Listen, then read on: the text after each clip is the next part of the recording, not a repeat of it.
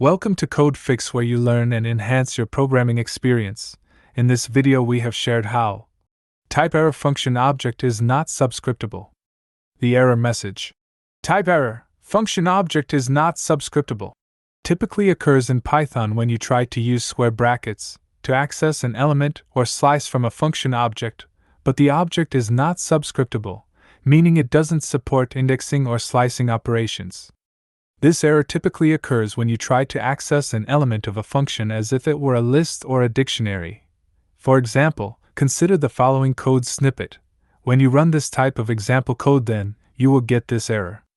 In this code, my_function is a function that returns a string. However, in the print statement, we're trying to access the first character of the function itself, i.e., my_function 0, which is not possible because functions are not subscriptable. Hence, this will result in a type error with the message, function object is not subscriptable. To fix this error, make sure you're not trying to access elements of a function as if it were a list or a dictionary.